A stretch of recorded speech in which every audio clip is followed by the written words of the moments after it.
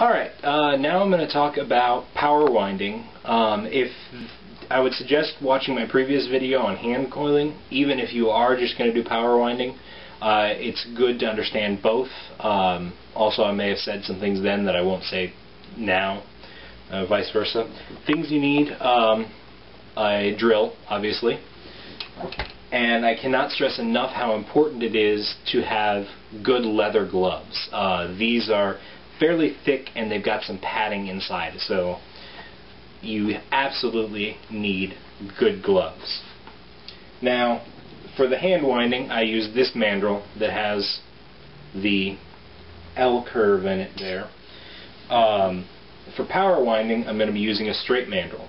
This is the same size as the other one. It's just a steel dowel. You can get it at just about any hardware store. So I'm going to open it up all the way, stick it on there. Alright.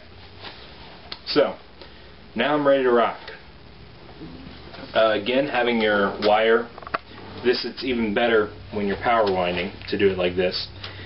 Now, power winding is a lot faster and easier, but there are a few more risks with it, and I did for several years everything just by hand winding, so there's nothing wrong with that. So first you put it through the hole, start it a little bit, then, whoop, got back on me. That happens even more when you're power winding it. Don't know how well you can see this, but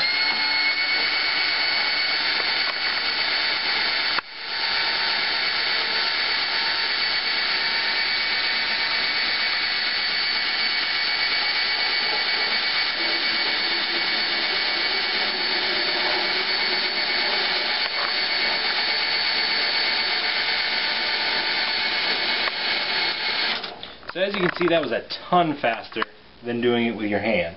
A major safety note, as I noted earlier, whenever you spin something like this, you've got spring back that happens. Now, zoom in close here, I'm going to show you what that spring back looks like. Okay, this thing spun around probably about half a dozen times at a very high speed. If your hand had been there, you would have gotten a real nasty cut. Trust me, it's happened to me before. It's not fun. That is why, first of all, you make sure your hands are away from it, and second, you wear gloves. The other reason that you wear gloves is, well, actually there's two more reasons. One is just for friction. You're going to generate a lot of friction with your wires going through your hand that fast. And two, occasionally your hand will get caught up in the spinning wire. Now, if you're using a drill that's not too powerful and you got good gloves on, it's not a big deal. I would not suggest doing this with an industrial, real strong drill or without gloves. You've got to have gloves. So, again, spin this around, cut off the end. That was a lot faster than hand winding, so this is what I use for most of my rings now, unless I'm at a Renaissance festival where obviously that's not period at all to be using a power drill. So, yeah, that is power winding. You got your good cutters. Again, as I said, these are Nip-X, the best brand out there for this. And there's not a paid endorsement, that's just, I really like these. These are a little more expensive. These probably cost about $40, whereas I've gotten several pairs at like a Lowe's for $10.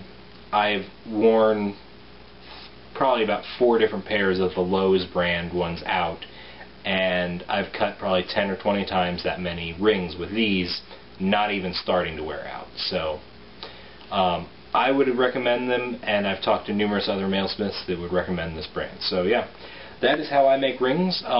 These are large rings like you might use for armor. You can do the same thing with a smaller one if you want to make jewelry.